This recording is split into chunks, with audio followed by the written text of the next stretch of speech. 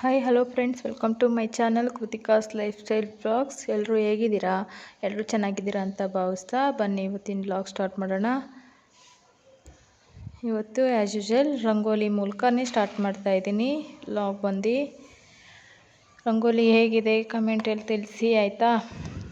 Free hand rangoli ಹಾಕ್ಕೊಂಡಿದ್ದೀನಿ ನಾನು. ಜಾಸ್ತಿ ಹಿಂಗೇ ಚುಕ್ಕಿ ಇಟ್ಟು ರಂಗೋಲಿ ಹಾಕ್ಬೋದು, ಬಟ್ ಚಿಕ್ಕದಾದ್ರಲ್ಲಿ ಜಾಸ್ತಿ ನಂಗೆ ಗೊತ್ತಿಲ್ಲ, ಎಲ್ಲ ದೊಡ್ಡ ದೊಡ್ಡದು. ಅದಕ್ಕೋಸ್ಕರ ಜಾಸ್ತಿ ಫ್ರೀ ಹ್ಯಾಂಡ್ ರಂಗೋಲಿನೇ ಹಾಕ್ಕೊತಾ ಇರ್ತೀನಿ. ಇವಾಗ ಮಕ್ಕಳಿಗೆ ಬ್ರೇಕ್ಫಾಸ್ಟ್ಗಂತ ಚಪಾತಿನೂ ಟೊಮೆಟೊ ಗೊಜ್ಜು. ಇಲ್ಲಿ ಏನು ಶೇರ್ ಮಾಡಿಲ್ಲ. ಟೊಮೆಟೊ ಗೊಜ್ಜು ಮತ್ತು ಚಪಾತಿ ಆಲ್ಮೋಸ್ಟ್ ಎಲ್ರಿಗೂ ಗೊತ್ತಿರುತ್ತೆ. ಹಂಗಾಗಿ ಇಲ್ಲಿ ಮಗಳಿಗೆ ತಲೆ ಬಚ್ಕೊಳ್ತಾ ಇದ್ದೀನಿ. ಅವಳಿಗೆ ಹಾಕ್ಕೋತಾಳೆ, ಜಡೆ ಆದರೆ ನೀಟಾಗಿ ಹಾಕ್ಕೊಳ್ಳಲ್ಲ. ಸ್ಕೂಲ್ಗೆ ಹೋಗುವಾಗ ನಾನೇ ಹಾಕಿ ಕಳಿಸ್ತೀನಿ. ಇವಾಗ ಮಕ್ಕಳನ್ನ ಡ್ರಾಪ್ ಮಾಡಿಬಿಟ್ಟು ಬಂದು ಹಸುಗಳು ತೊಳೆಯೋಣ ಅಂತ ರೆಡಿ ಮಾಡ್ತಾಯಿದ್ದೀನಿ. ಇಲ್ಲಿ ನಮ್ಮ ಮನೆಯವರು ತೊಳಿತಾಯಿದ್ರು. ಸೊ ಅವ್ರು ತೊಳೆದಿಲ್ಲ ಸರಿ ಅಂದ್ಬಿಟ್ಟು ಲೇಟ್ ಆಗಿಬಿಡ್ತು ಅಂತ ಹೋದರು. ನಾನು ಇವಾಗ ಹಸುಗಳನ್ನೆಲ್ಲ ಎಬ್ಬರಿಸಿದ್ದೀನಿ, ಯಾಕಂದರೆ ಸಗಣಿ ತಪ್ಪೆ ಇಕ್ಬೇಕಲ್ವ. ಹಂಗಾಗಿ ತಪ್ಪೆ ಎಲ್ಲ ಎತ್ತಿ ಬುಟ್ಟಿಗೆ ತುಂಬಿಟ್ಮೇಲೆ ನೀರು ಬಿಟ್ಕೊಂಡ್ರೆ ನೀಟಾಗಿರುತ್ತೆ. ಇಲ್ಲ ಅಂದರೆ ಸಗಣಿ ತಪ್ಪೆ ಎಲ್ಲ ನೀರಾಗಿ ಆಗ್ಬಿಡುತ್ತೆ, ಎತ್ಕೊಳ್ಳೋಕ್ಕಾಗೋದಿಲ್ಲ ಮತ್ತೆ. ಅದಕ್ಕೋಸ್ಕರನೇ ಫಸ್ಟ್ ಎಲ್ಲ ನೀಟಾಗಿ ಎತ್ಕೊಬಿಟ್ಟು ಆಮೇಲೆ ನೀರು ಬಿಟ್ಟಕ್ಕೆ ಸ್ಟಾರ್ಟ್ ಮಾಡ್ತೀನಿ. ಇವಾಗ ಎಲ್ಲ ಎಬ್ಬರಿಸ್ಬಿಟ್ಟು ನಿಲ್ಲಿಸಿದ್ದೀನಿ, ಯಾಕಂದರೆ ಅವು ನೀರು ಬಿಡ್ತಾ ಆಮೇಲೆ ತಪ್ಪಿ ಇಕ್ಕಕ್ಕೆ ಸ್ಟಾರ್ಟ್ ಮಾಡ್ತವೆ. ಅದಕ್ಕೋಸ್ಕರನೇ ಒಂದು 5 ನಿಮಿಷ ಬಿಟ್ಬಿಟ್ಟು ಆಮೇಲೆ ತೊಳೆಯೋಕ್ಕೆ ಸ್ಟಾರ್ಟ್ ಮಾಡೋದು.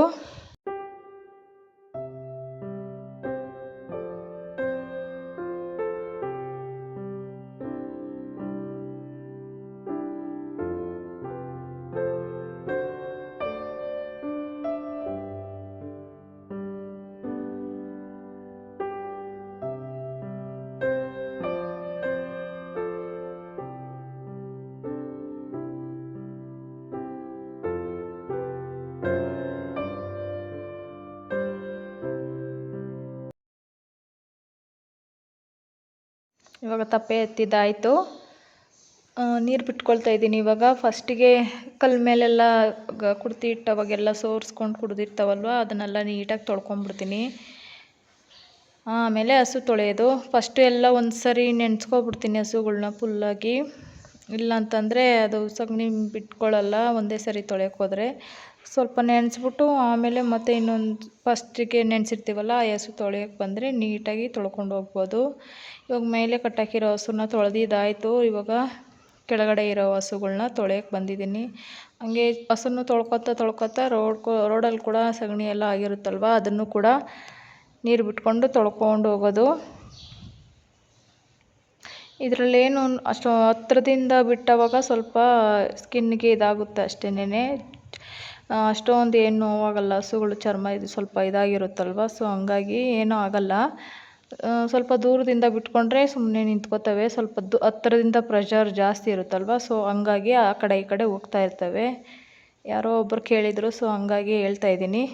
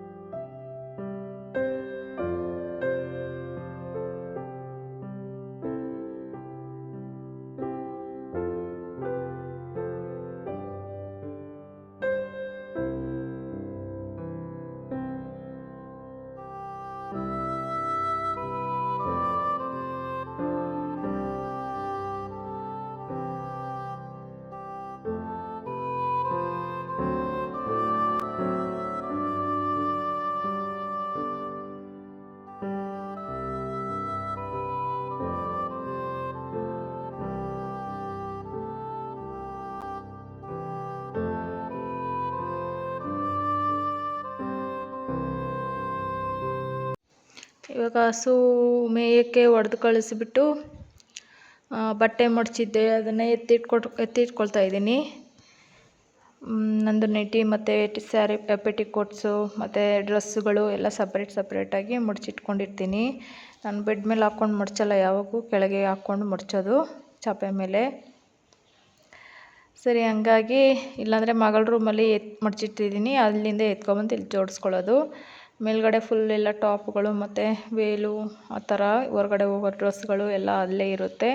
ಕೆಳಗಡೆ ಬಂದು ನನ್ನ ನೈಟೀಸು ಮತ್ತು ಡೈಲಿ ವೇರ್ ಡ್ರೆಸ್ಸಸ್ಸು ಎಲ್ಲ ಇಟ್ಕೊಂಡಿರ್ತೀನಿ. ಬಟ್ಟೆ ಸ್ವಲ್ಪ ನೀಟಾಗಿ ಎತ್ತಿಟ್ಕೊಂಡ್ರೆ ಅದರದ್ದೇ ಸ್ಪೇಸ್ ಸ್ವಲ್ಪ ಜಾಸ್ತಿ ಚೆನ್ನಾಗಿ ಕಾಣಿಸುತ್ತಲ್ವ. ಇಲ್ಲಾಂದರೆ ಬಟ್ಟೆ ಅಲ್ಲಲ್ಲಿ ಇತ್ತಂದರೆ ಚೆನ್ನಾಗಿ ಕಾಣಿಸಲ್ಲ. ನನ್ನ ಮಗಳಿಗೆ ಸ್ಕೂಲ್ ಇಲ್ಲ ಅಂತಂದರೆ ಅವಳೇ ಮಡ್ಚಿಕ್ತಾಳೆ. ಬಟ್ ಇಲ್ಲಿ ಸ್ಕೂಲ್ ಇತ್ತಲ್ವ, ಸೊ ಹಂಗಾಗಿ ವಾರದಿಂದ ವಾರಗಂಟ ಹಂಗೆ ಇದ್ಬಿಡುತ್ತೆ ಅಂತ ಹೇಳ್ಬಿಟ್ಟು ನಾನೇ ಮಡಚಿದೆ.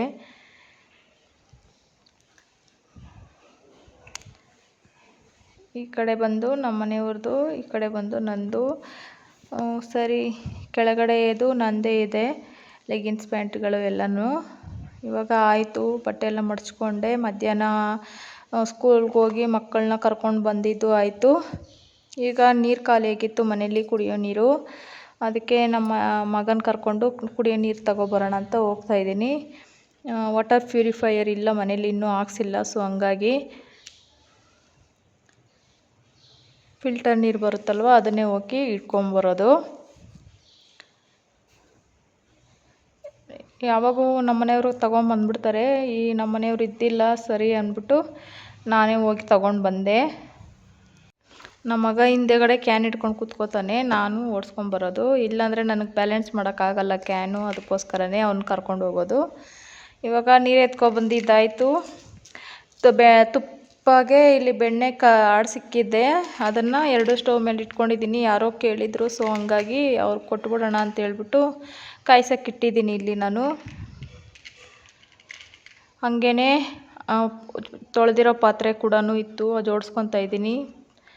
ಒಂದೇ ಕೆಲಸದಲ್ಲಿ ಇರಲ್ಲ, ಅದು ಇದು ತುಪ್ಪ ಕಾಯಿಸ್ತಾ ಇದ್ದೀನಲ್ವ, ಹಂಗೆ ಅಲ್ಲೇ ಇರಬೇಕಲ್ವ, ಅದನ್ನು ನೋಡ್ಕೊತಾನೆ ಪಾತ್ರೆನೂ ಜೋಡಿಸ್ಕೊತಾ ಇದ್ದೀನಿ. ತುಪ್ಪ ಕಾಯಿಸೋವಾಗ ಆ ಕಡೆ ಈ ಕಡೆ ಸ್ವಲ್ಪ ಹೋದ್ವಿ ಅಂದ್ಕೊಳ್ರಿ, ಮರ್ತುಬಿಟ್ಟು ಎಲ್ಲ ಉಪ್ಪು ಬಂದುಬಿಡುತ್ತೆ. ಸೊ ಹಂಗಾಗಿ ನಾನು ಯಾಕೆ ಸುಮ್ಮನೆ ನಿಂತ್ಕೊಳ್ಳೋದು ಅಂತ ಹೇಳ್ಬಿಟ್ಟು ಇಲ್ಲಿ ತೊಳೆದಿರೋ ಪಾತ್ರೆ ಇತ್ತಲ್ವ, ಅದನ್ನೇ ಜೋಡಿಸ್ಕೊತಾ ಇದ್ದೀನಿ. ಆ ಕಡೆ ತುಪ್ಪನೂ ಕೂಡ ಕೈ ಆಡಿಸ್ಕೊತಾನೆ ಇದ್ದೀನಿ, ಇಲ್ಲಾಂದರೆ ಉಕ್ಕು ಬಂದುಬಿಡುತ್ತೆ. ನೆಕ್ಸ್ಟ್ ಡೇ ಬಂದು ಟೊಮೊಟೊ ಚಟ್ನಿನೂ ಮತ್ತು ದೋಸೆ ಮಾಡೋಕ್ಕೆ ರೆಡಿ ಮಾಡ್ತಾಯಿದ್ದೀನಿ. ಅದು ಕೂಡ ಶೇರ್ ಮಾಡಿದ್ದೀನಿ ಒಂದಿನ ನಿಮಗೆ, ಅದಕ್ಕೋಸ್ಕರ ಇಲ್ಲಿ ನಾನೇನು ಶೇರ್ ಮಾಡ್ತಾಯಿಲ್ಲ.